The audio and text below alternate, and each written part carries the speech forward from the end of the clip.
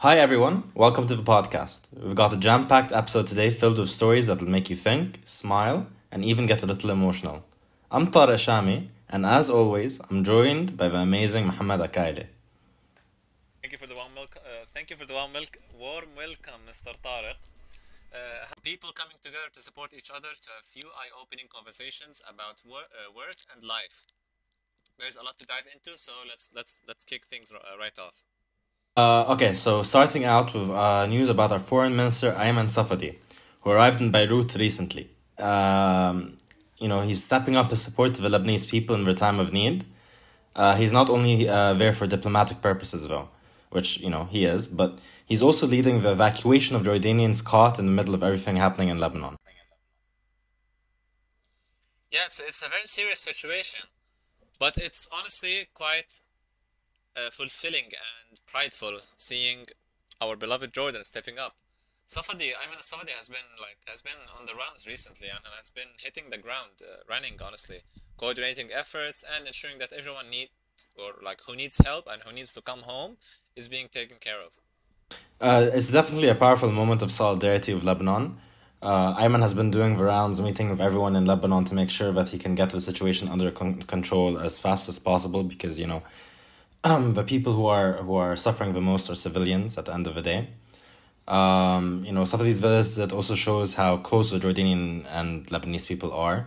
Not just culturally, not just linguistically, but just in terms of like seeing each other as brothers, more or less. So it's great to see how these efforts are really being led directly by the top officials of our country. But yeah, let's shift gears a little bit. You want to head this up? It's Tala Siraj. Oh yeah, definitely. Tala Siraj recently spoke out about the hypocrisy around work in Jordan. She called out how some people claim to support hard work, but don't actually practice what they preach. It has sparked quite a conversation, to be honest. Yeah, Tala wasn't holding back. She highlighted how a lot of people talk about, hard work and passion and etc. But when you actually look closer, women in Jordan are held to double standards, really. It's like there's a disconnect between what's being said and what's actually happening. Yeah, 100%. And I think like this resonates or not resonates. I think like especially like when you look closer, women in Jordan are held to double standards.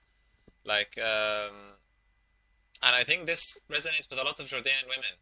There's this cultural narrative that women have to choose between work or being at home with kids, but fail to realize that it's a woman's choice and they shouldn't be hated for doing one or the other. Now, to be quite honest, in my very humble opinion, I think there is a middle ground here.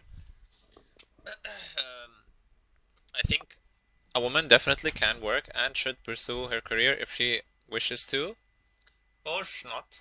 Like it's completely up to her. But if she wants to do both, I think like the husband should play a role in the house first and foremost.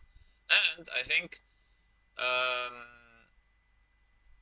like to be quite honest, I think working 8 hours a day just doesn't like it's too exhausting for the man and for anyone, not just for women. It's too exhausting. So I think if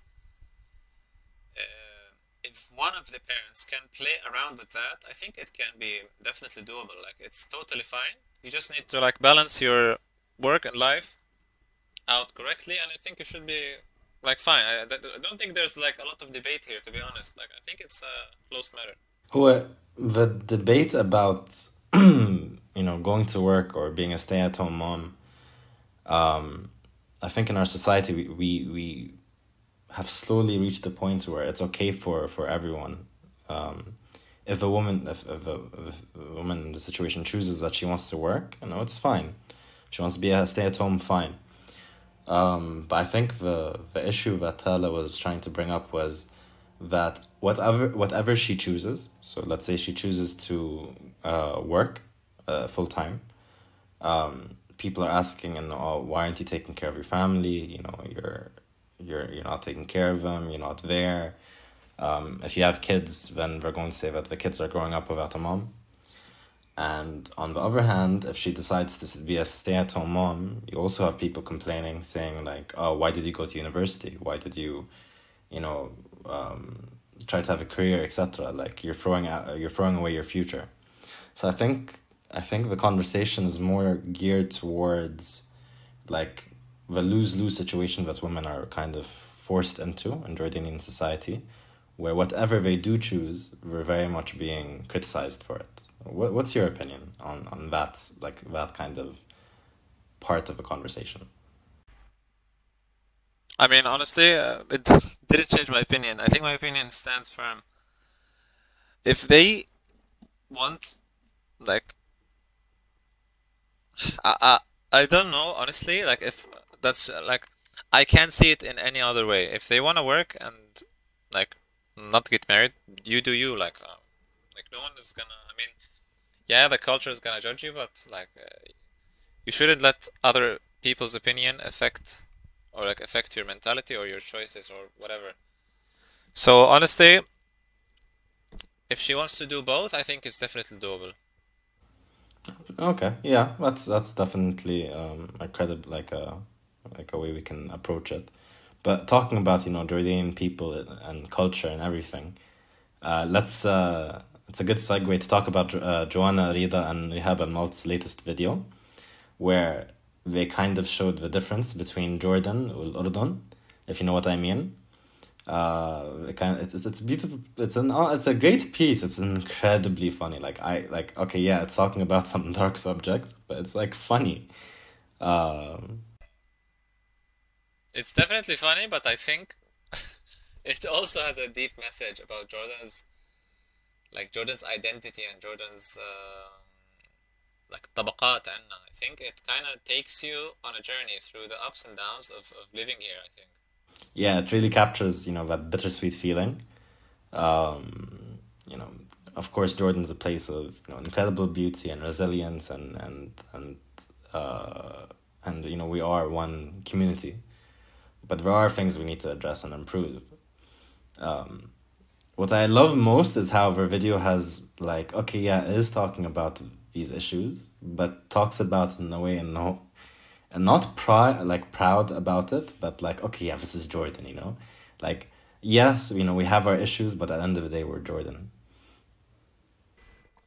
Yeah, I mean, it's a great piece, and it's like the message that it serves is also great. Let's jump into our last segment for today. Uh, a Jordanian daughter plea for nostalgia from her dad or for her dad. Uh, like this story really touched my heart, honestly. About 6 days ago, a Jordanian daughter reached out to the community asking for help in getting insulin for her dad, who had fallen on hard times. The responses from the community were just very incredible. Absolutely. We covered this. It was on Reddit. Basically, his daughter, like her dad was متقاعد, he was retired, so he didn't have a lot of money, and it seems like there were some issues with getting his medical insurance. So she reached out to the Reddit community basically, and I'm sharing like, please, help me, etc. People rallied together. They shared her post and they offered help. They were asking like, where's your where's your address? I'll get them to you right now. They shared numbers to DM to ask, and so yeah, it's all about coming together to support someone during a tough time, which Jordan definitely, Jordanians definitely know how to do. Yep, 100%. It's amazing like what social media can sometimes be overwhelming and what can it do as well. But when it's used like this, like to connect people and provide real help, it's such a powerful tool, to be honest. Um, yeah, I hope you guys enjoyed the stories today. Make sure to follow us on social media to stay updated on all things happening in Jordan. And if you have any stories or thoughts to share, please hit us up. Thank you for tuning in. Until next time, take care and keep those conversations going. Thank you for tuning in into the Loving Amman podcast as part of the Augustus Media Podcast Network. Please hit that subscribe button wherever you get your podcasts from.